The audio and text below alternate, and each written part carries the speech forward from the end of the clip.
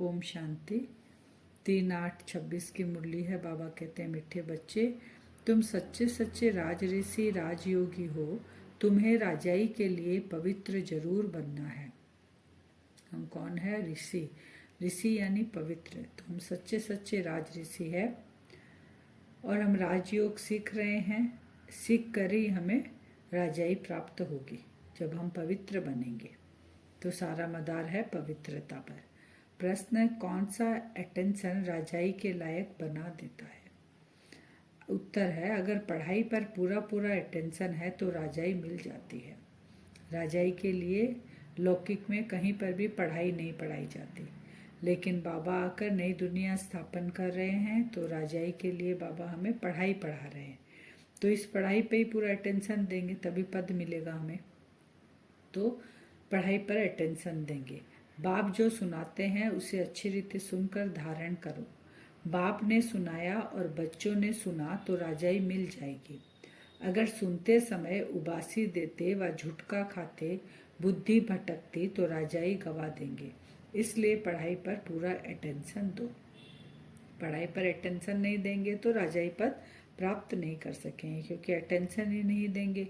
तो पढ़ाई, बाबा हमें क्या पढ़ाई पढ़ा रहे हैं तो उसका विचार सागर मंथन नहीं करेंगे, उसको धारण नहीं करेंगे। और ये पढ़ाई ऐसी है कि स्वयं पढ़कर फिर दूसरों को भी हमको पढ़ाना है। खाली ये नहीं कि हम पढ़कर हम अपना उच्च पद प्राप्त कर लेंगे, नहीं, आप समान भी यहाँ बनाना है। गीत है, हमें उन राहों पर चलना है जहाँ गिरना और संभलना है। ये जो राह हमारी है, जो याद की यात्रा की राह, कभी कभी हम, क्योंकि आत्मा जो है पूरी पतित है, उस पतित को बाबा पावन बना रहे हैं। 63 जन्मों का विकारों का संस्कार है हमारे अंदर। तो बीच बीच में कभी हम नीचे गिरेंगे, लेकिन वापस हमें उठना है, क्योंकि हाथ स्वयं भगवान ने हमारा पकड़ा है। तो गीत का अर्थ ये है, रूहानी बाप रूहानी बच्चों प्रति समझा रहे हैं। आज बच्चों को हठयोग और राजयोग पर समझाते हैं। आज पूरी मुरली हठयोग और राजयोग पर है। बच्चों को मालूम है वह जो भी सिखलाते हैं सब है हठयोग, क्योंकि वह कर्म सन्यासी है। वास्तव में गृहस्थियों को हठयोग कर्म सन्यास सीखना नहीं है। गृहस्थ व्यवहार में जो बाबा कहते हैं रहते हैं, उनको हठयोग नहीं सीखना है, क्योंकि हठयोग वाले जो होते हैं वो गृहस्थ संसार को छोड़ जाते हैं, वो निवृत्ति मार्ग वाले होते हैं। और हम जो है राजाई पद प्राप्त करेंगे तो वहाँ पे भी हमको गृहस्थी रहेगी, लेकिन वो पवित्र गृहस्थी रहेगी। तो हमको गृहस्थ में रह के ही सब कुछ सीखना है। वह धर्म ही अलग है। कौन सा? संन्यास धर्म। तुम्हारा देवी देवता धर्म है। जिन देवी देवताओं ने राजयोग से ही राज्य पाया है, अभी तुम राज ऋषि हो। हमने राज्य कैसे पाया? बाबा ने कहा तुमने राजयोग से राज्य पाया है, और तुम राजाई पाने के लिए पवित्र बनते हो। वह कोई राजाई पाने के लिए पवित्र नहीं बनते हैं। तुम जानते हो पवित्र दुनिया में हमको पवित्र राजाई थी, इसलिए हमको यहाँ पवित्र बनना है। भारत में ही 5000 वर्ष पहले देवी देवताओं का पूज्य पवित्र प्रवृत्ति मार्ग था। अभी पुजारी पतित बन पड़े हैं। बाबा कह रहे हैं हम ही थे पूज्य, अभी हम 84 जन्म के बाद पुजारी बन गए हैं। तुम जानते हो हठयोग अनेक प्रकार के हैं। द्वापर से भक्ति मार्ग के साथ हठयोग शुरू होता है। द्वापर युग में हठयोग शुरू हो जाता है। अभी फिर है राजयोग। वह हठयोग जन्म बाई जन्म सीखते आए हैं। राजयोग तुम एक जन्म में ही सीखते हो। अब द्वापर युग में स्टार्टिंग में ही संन्यास धर्म जब आता है, तो 4 धर्म आते हैं ना, तो जब संन्यास धर्म आता है तो उसके बाद वो हठयोग सीखते हैं और घर बार छोड़कर पवित्रता को धारण करते हैं, जंगलों में चले जाते हैं। तो बाबा कहते हैं वो हर जन्म बाय जन्म करते हैं, लेकिन तुम जो ये राजयोग सीख रहे हो केवल संगम पर ही सीखते हो। तो तुमको राजयोग सीखने के लिए पुनर्जन्म नहीं लेना पड़ता, इस एक जन्म में ही हम सीखते हैं। फिर तुमको राजाई मिल गई। बाबा कहते हैं प्रारब्ध जमा किया और वापस जन्म हमारा स्वर्ग में ही होता है। राधे कृष्ण भी पवित्र है ना, बाबा कहते हैं। श्री कृष्ण को महात्मा भी कहते हैं। महात्मा पवित्र होते हैं। तुम भी अभी महात्मा व राज ऋषि हो। श्री कृष्ण और राधे कृष्ण छोटेपन में है तो बाबा उनको पवित्र कहते हैं और उनको महात्मा, वो महान आत्माएं हैं, महात्मा है, संपूर्ण पवित्र है उनका शरीर और आत्मा दोनों। बाबा कहते तुम भी अभी क्या बन रहे हो, तुम भी अभी महात्मा व राजऋषि हो, हम भी महान आत्मा बन रहे हैं, पवित्रता धारण कर रहे हैं। महात्मा अर्थात बाबा ने क्लियर किया पवित्र और महान आत्मा, यह बातें कोई शास्त्रों में नहीं है। शास्त्र तो बाद में बनते हैं, कहानियां मिसल बैठ लिखते हैं, जो पास्ट हो जाता है वह बैठ खेल बनाते हैं, सच्चा तो नहीं है। अब बाप बच्चों को प्रैक्टिकल में पढ़ाते हैं, उनकी फिर हिस्ट्री बनाई है। बाबा कहते हैं कि जो शास्त्र लिखा हुआ है ना, वो पास्ट की बातों को लिखा हुआ है, जो बातें चली गई है। तो जो अभी संगम युग पर बाबा हमें आकर जो पढ़ाई पढ़ाते हैं, उसी को ही वो शास्त्रों में लिखकर उसकी हिस्ट्री ज्योग्राफी सुनाते हैं। प्रैक्टिकल में वो उस समय घटना घटित नहीं होती है, क्योंकि शास्त्र तो द्वापर युग में लिखे गए, बाबा आता संगम पर। तो संगम की सारी जो बाबा हमारे साथ प्रैक्टिकल में नॉलेज देना, पढ़ाई पढ़ाते हैं, जो भी बाबा हमें नॉलेज देते हैं वो सब शास्त्रों में लिखते हैं वो, लेकिन उसमें भी सच्चाई बहुत कम है, हूबहू नहीं है। तो बाबा कहते हैं यादव कौरव पांडव थे, जरूर संगम पर होंगे। बाबा कहते हैं यादव कौरव पांडव।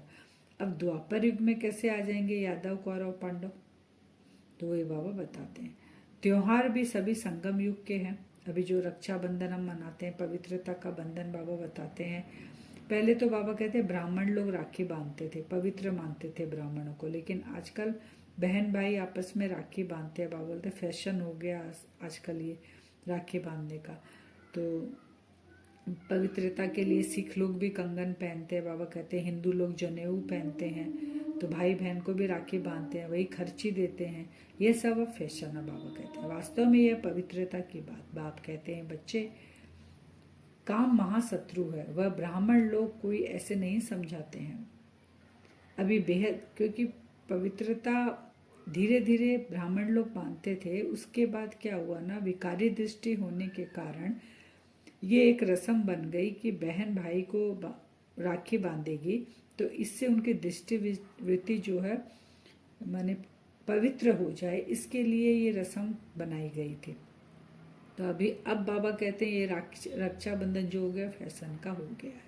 अभी बेहद का बाप कहते हैं बच्चे प्रतिज्ञा करो, हम पवित्र बनेंगे, कभी विकार में नहीं जाएंगे, बुलाते भी इसलिए हो कि आकर पतितों को पावन बनाओ। बाबा से हमें ये प्रतिज्ञा करनी है कि हम कभी भी विकार में नहीं जाएंगे। उन्हों के हठ योग तो अनेक प्रकार के हैं। फिर बाबा एग्जाम्पल देते हैं कि जयपुर के म्यूजियम में जाकर देखो कितनी वैरायटी है हठ योगियों की, उनसे होता कुछ भी नहीं, सीढ़ी नीचे उतरते आते, इतना हठ योग लगाते हैं, इतना तकलीफ देते हैं शरीर को। बाबा कहते हैं लेकिन वो सीढ़ी तो नहीं चढ़ सकते ना, उतरना तो नीचे ही है। बाप ने समझाया भारत जब पतित बनता है, रावण का राज्य होता है, तो धरनी हिलने लगती है, सोने के महल आदि सब नीचे चले जाते हैं। महलों आदि को कोई लूटा थोड़े ही है, वह तो सिर्फ मंदिरों को लूटा है। बाबा ने कितने अच्छे से क्लियर किया कि सतयुग त्रेता में आत्मा जब पवित्र रहती है, दुनिया पवित्र रहती है।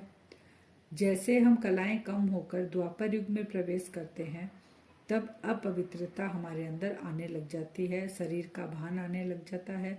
तो उस समय धरती बहुत हलचल में आती है। तभी तो धरती को थमाने के लिए संन्यास धर्म फिर आता है। तो जब धरती हलचल में आती है, तो जो सोने के महल हमारे बने हुए रहते हैं वो सब नीचे दब जाते हैं। तो जो द्वापर युग में लूट मार की, बाबा कहते हैं ना लूट कर ले गए, तो वो कोई महलों को नहीं लूट कर ले गए। वो जो मंदिर हम द्वापर युग में बनाते हैं, बाबा का सोमनाथ मंदिर में दिखाते हैं ना 17 बार आक्रमण कर कर लूटा, तो जो मंदिर बनाते हैं मंदिरों को लूटते हैं वो आकर। तुम स्वर्ग में आते ही जेवर पहनते हो, राज्य करते हो, और धर्म वाले आते ही राज्य नहीं करते हैं। बाबा कहते हैं तुम यहाँ से सीधा जाएंगे स्वर्ग में, और वो जेवर आदि पहनकर वो सोने की दुनिया में हम जाकर राज्य करेंगे, ये जो पढ़ाई से। लेकिन जो और धर्म वाले आते हैं ना, आते हैं वो राज्य नहीं करते हैं।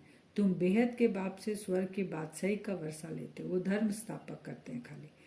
तो यह बाप बैठ समझाते हैं, गीता पढ़कर नहीं सुनाते हैं। बाबा हमको समझाते हैं, कोई गीता पढ़कर हमको उसका श्लोक नहीं बाबा हमें सुना रहे हैं, बाबा असली गीता हमें सुनाते हैं, फिर इस गीता के ही वो फिर श्लोक आदि बनाते हैं संस्कृत में।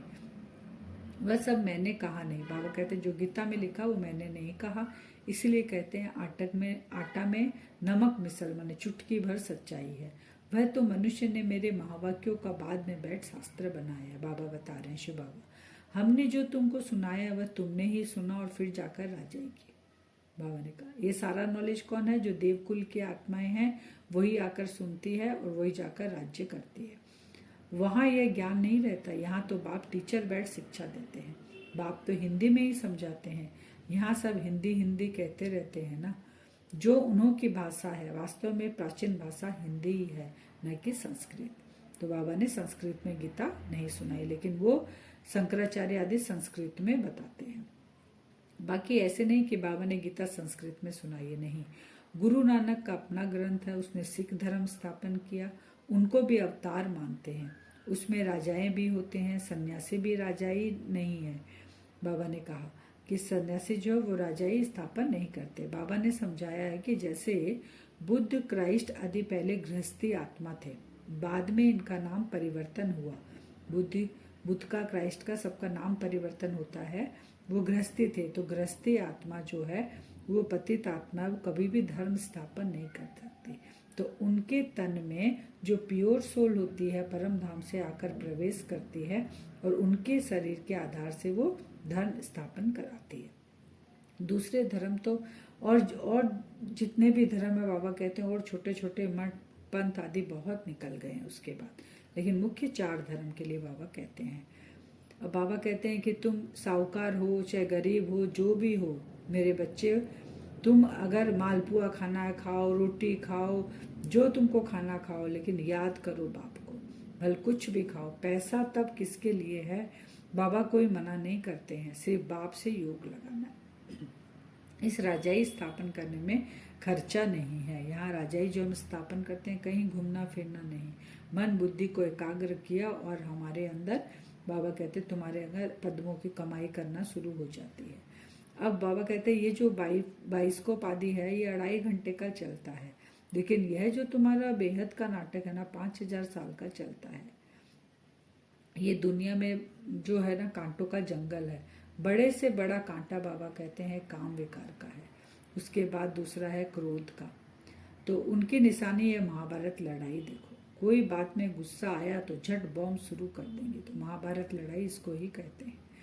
विकार सबके अंदर, विकारों की प्रविष्टा है। इस विकारों के बस एक दूसरे से ऊपर उठने के लिए गुस्सा में बाबा कहते हैं बॉम्ब्स बनाते हैं।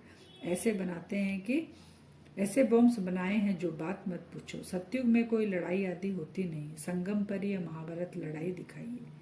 दूसरे कोई शास्त्रों में लड़ाई की बात ही नहीं है।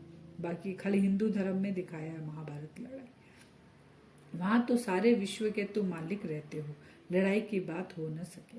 शास्त्रों में असुरों और देवताओं की लड़ाई दिखाई है। बाबा कहते हैं शास्त्रों में लिखा है, लेकिन देवताएं तो अहिंसक है, तो वो कैसे लड़ाई करेंगे? तुम योग बल से विश्व के मालिक बनते हो। यह है साइलेंस बल, इसमें कुछ तुमको बोलना नहीं है।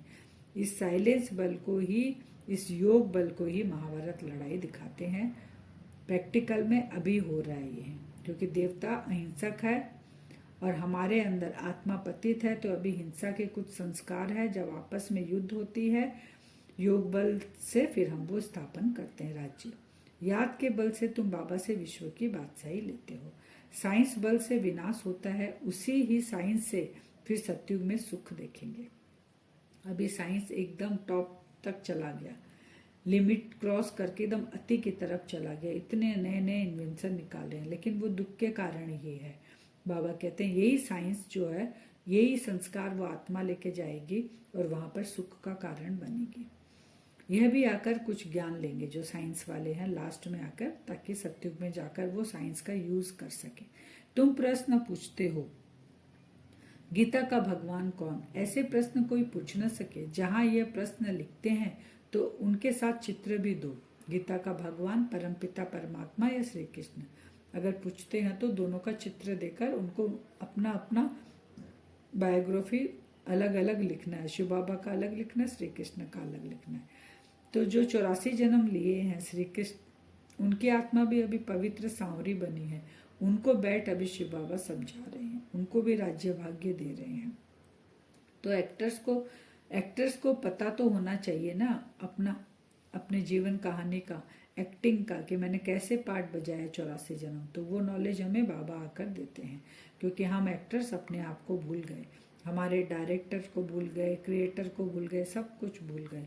हमको जो रोल मिला था, हम उस रोल को परमानेंट मानकर उसमें ही लिप्त होते गए, इसलिए भगवान को आना पड़ता है। सन्यासियों का धर्म ही अलग है। भारतवासियों को अपने धर्म का पता न होने के कारण और धर्म में चले जाते हैं। किसी गुरु के आशीर्वाद से किसी को धन मिल गया तो उनके पीछे चटक पड़ते हैं, फिर देवाला निकाला तो कहेंगे खुदा की भावी। गुरु ने कुछ दे दिया तो उसके पीछे लग जाते हैं, और अगर कुछ गलत हो गया तो वो बोल देंगे भगवान ने ऐसा किया। बच्चा मिला तो बहुत खुश और चला गया तो फिर बोलते हैं भगवान ने ऐसा कर दिया। फिर द्रौपदी, बाबा कहते हैं द्रौपदी अब पुकारती है कि बाबा हमें नग्न होने से बचाओ, ये दुशासन हमें नग्न करते हैं। तो 5000 वर्ष की बात है, इन अबलाओं पर अत्याचार विष पर ही होते हैं। कई तो स्त्रियां भी ऐसी होती है जो विष बिगर रह नहीं सकते, उनका नाम बाबा ने कहा सुपर्णखा और पूतना। और कई विष के लिए पुरुष है जो तंग करते हैं, वो कंस जरासंध है। बाबा आकर हम आत्माओं को बचाते हैं, 21 जन्म का पवित्रता का वस्त्र हमको पहनाते हैं। भगवान वाचा काम महाशत्रु है। हर एक चित्र में पहले तो यह लिखो ज्ञान सागर पतित पावन गीता ज्ञान दाता शिव भगवान वाच, तो फिर श्री कृष्ण का नाम उड़ जाएगा। कौन है देने वाला? भगवान वाच काम महाशत्रु है, ज्ञान का सागर पतित पावन ज्ञान दाता शिव भगवान वाच, तो श्री कृष्ण का नाम फिर नहीं रहेगा। हमको गीता का भगवान बैठ यह बताते हैं, उनको ऐसे बोलना है। फिर बाबा कहते हैं कि शिव बाबा का जो यज्ञ चल रहा है, रुद्र ज्ञान यज्ञ है ना, असूल है शिव बाबा का, ये रुद्र नाम रख दिया है, रुद्र बाबा नहीं कहेंगे। अब बॉम्बे में बाबूरीनाथ का भी मंदिर है, अब बबूल कहा जाता है कांटों को, तो बाबूरीनाथ नाम क्यों रख दिया? कि बाबा आकर इस कांटों के जंगल को फूलों का बगीचा बनाते हैं, तो बाबा के गुण के हिसाब से मंदिरों का नाम रख दिया गया है। उनका नाम शिव है, शिव परमात्मा नमः कहते हैं, ब्राह्मण देवी देवताएं नमः कहते हैं। अक्षर बिल्कुल क्लियर है, परमात्मा सब शिव के साथ ही होता है। अब वह परमपिता परमात्मा बैठ इस रथ द्वारा हमें समझा रहे हैं। हूबहू कैसे समझाते हैं बाबा? जैसे लौकिक बाप समझाते हैं बच्चे को हमारे कुल को कलंक नहीं करना, वैसे ही शिव बाबा भी समझाते हैं कोई खराब काम नहीं करना। यह बाबा भी कहते हैं बच्चे विकार में कभी नहीं जाना, पवित्र बनने बगैर स्वर्ग में उच्च पद पा नहीं सकेंगे। भल कोई के पास पदम है, बाबा कहते हैं बड़े बड़े महल है, लाखों रुपए हैं, तुम समझते हो वह सब क्या है? वेस्ट ऑफ टाइम है, कुछ काम का नहीं आएगा, सब खत्म हो जाएगा।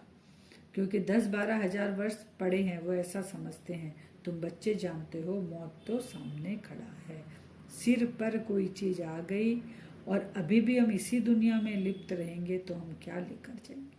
थोड़े समय के अंदर ये अर्थक्वेक आदि हो सब डावाडोल हो जाएगा। अर्थक्वेक आदि में अनगिनत मर जाते हैं। अब तो विनाश होना ही है, विनाश का साक्षात्कार और स्थापना का साक्षात्कार किया है, बच्चों ने किया है ना, विनाश और स्थापना वो अब रियल में अब होने वाला है। बाबा कहते हैं सिर पर आकर खड़ा है। आज का वरदान है अलौकिक खेल और खिलौने से खेलते हुए सदा शक्तिशाली बनने वाले अचल अडोल भव। कौन सा खिलौना बाबा ने कहा? ये जो माया का पेपर आता है ना, उसको बाबा खिलौना कह रहे हैं, उससे खेलो। अलौकिक जीवन में माया के विघ्न आना भी एक खेल है। जैसे शारीरिक शक्ति के लिए खेल कराया जाता है, ऐसे अलौकिक युग में परिस्थितियों को खिलौना समझकर यह अलौकिक खेल खेलो। इनसे डरो व घबराओ नहीं, सर्व संकल्पों सहित स्वयं को बाप दादा पर बलिहार कर दो, तो माया कभी वार नहीं कर सकती। रोज अमृत वेले साक्षी बन स्वयं का सर्व शक्तियों से श्रृंगार करो, तो अचल अडोल रहेंगे। आज का स्लोगन है कोई भी संसार समाचार सुनना और सुनाना, कोई भी संसार का समाचार, यह भी स्वयं में किचड़ा जमा करना है। संसार का समाचार सुने और सुनाए तो बाबा कहते हैं तुम्हारे अंदर किचड़ा जमा हो रहा है। अव्यक्त सारे अपवित्रता के बीज को भी समाप्त कर संपूर्ण स्वच्छ पवित्र बनो। बाप दादा का मुख्य फरमान है, निरंतर याद में रहो और मन वाणी कर्म से पवित्र बनो। संकल्प में भी अपवित्रता व अशुद्धता न हो, इसको कहते हैं संपूर्ण पवित्र। संकल्प में भी अगर पुराने अशुद्ध संस्कार टच करते हैं, व्यर्थ संकल्प चलते हैं या स्वप्न आते हैं तो भी संपूर्ण पवित्र नहीं कहेंगे। इसलिए पवित्र भाव व योगी भाव के पहले पाठ को स्वरूप में लाओ, तभी बाप समान और बाप के समीप आने के अधिकारी बन सकते हो। संकल्प में भी अगर टच कर रहा है व्यर्थ तो उसको संपूर्ण पवित्रता नहीं कह सकते। तो हमारा स्लोगन है, पवित्र भाव योगी भाव। इस पाठ को हमें स्वरूप में लाना है। अब हम वरदान से योग करेंगे। अपने आप को देखेंगे भ्रकुटी सिंहासन पर। मैं आत्मा चमक रही हूँ। अपने सूक्ष्म शरीर के साथ बाहर निकले। मैं फरिश्ता उड़ चला अपने वतन की ओर। उड़ते हुए देखें अपने आप को। ज्ञान और योग के पंख लगे हुए हैं फरिश्ता को, और फरिश्ता उड़ रहा है। पहुंच गए सूक्ष्म वतन में। बाप दादा एकदम सामने खड़े हैं। बाबा के एकदम नजदीक जाके खड़े हो जाते हैं।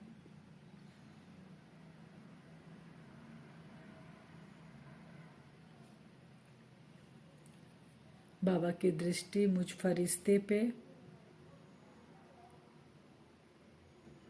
देखें बाबा से पावरफुल सफेद रंग की किरणें मुझ फरिश्ते के ऊपर पड़ रही है। जैसे एक छत्र छाया के नीचे हम बैठे हैं।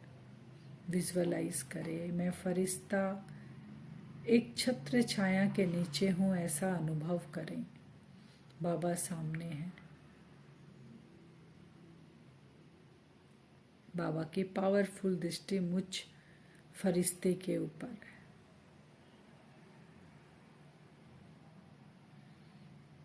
बाबा मुझे कह रहे हैं, बच्चे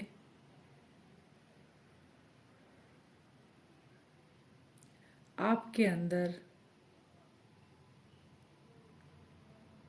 अगर थोड़ा भी कोई हलचल का, व्यर्थ संकल्पों का या डर या घबराने का कोई संस्कार है, आज उनको वंश सहित खत्म करो। बाबा से पावरफुल किरणें मेरे अंदर जा रही है। बाबा कहते हैं, बच्चे जो भी पेपर आता है उसको खिलौना के अलौकिक खिलौना समझकर खेलो उसके साथ। आप फरिश्ते बहुत पावरफुल हो। बाबा के ये महावाक्य मुझे टच कर रहे हैं और मैं उसी स्थिति में स्थित होता जा रहा हूँ। मेरे अंदर वो शक्ति भरती जा रही है। विजुअलाइज करें। अब वहाँ पर देखें जैसे स्थूल में खिलौना खेलते हैं, अलग अलग रूप में वहाँ खिलौने रखे हुए हैं। विजुअलाइज करें, मेरे पाँव के पास कुछ खिलौने रखे हुए हैं। बाबा इशारा करते हैं, बच्चे ये सब माया के एक एक रूप में आपके सामने आ रहे हैं। एक एक परिस्थिति खिलौने के रूप में आपके सामने, आपके पैरों के पास है। बाबा से पावरफुल किरणें मेरे ऊपर पड़ रही है। मैं फरिश्ता, ये जो परिस्थिति मेरे सामने आई है,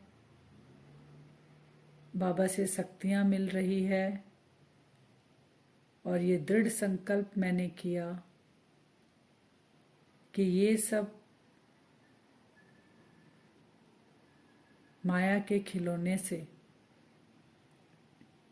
मैं खेल सकता हूँ। ये मेरा कुछ नहीं बिगाड़ सकते, क्योंकि बाबा की शक्तियों से मैं फरिश्ता भरपूर होता जा रहा हूँ। ये मैंने आज बाबा के सामने पक्का किया है। वो जो खिलौने रखे हुए हैं अलग अलग रूप में, बाबा इशारा करते हैं, बच्चे अपने पाँव से इन खिलौनों को जोर से हिट करो ताकि ये खिलौना दूर दूर तक हमें दिखाई ही ना दे। तुम मुक्त हो जाओ इनसे, ऐसा खेल खेलो। मैं फरिश्ता पाँव उठाता हूँ और हिट करता हूँ एक खिलौने को। वो खिलौना उड़कर कहाँ लिप्त हो गया। मुक्त हो रहा हूँ मैं फरिश्ता हर परिस्थितियों से, क्योंकि आज मुझे नॉलेज मिली है कि हर परिस्थिति एक खेल और खिलौना है। दूसरे तरफ देखेंगे खिलौना, उसको भी पाँव से जोर से मारेंगे, वो भी उड़ चला, लिप्त हो गया, पता नहीं कहाँ चला गया। ऐसे करके वहाँ जो जो खिलौने रखे हुए हैं 7-8, बाबा को पता है कि मुझ आत्मा को कहाँ कहाँ डिस्टर्ब होते हैं। वैसा ही बाबा ने 7-8 खिलौने, बातें को, माया के रूप को खिलौने के रूप में रखा है और इशारा कर रहे हैं एक एक खिलौने को जोर से मारने का पाँव से। मैं फरिश्ता एक एक कर कर 7-8 खिलौने जो थे सभी को जोर जोर से पाँव से टच कर रहा हूँ। वो खिलौना दूर दूर भाग रहे हैं। एकदम हल्कापन महसूस कर रहा हूँ, कोई बोझ नहीं, एकदम हल्कापन और पावरफुल फरिश्ता। बाप दादा की छत्र छाया के नीचे हम बैठे हैं। बाबा की किरणें हमारे ऊपर पड़ रही है। बाबा कहते हैं, बच्चे हर समय इस छत्र छाया का अनुभव करना। इस छत्र छाया में आप सदा सेफ हो। बाबा से दृष्टि लेते हुए वापस मैं फरिश्ता साकार वतन की ओर लौट रहा हूँ।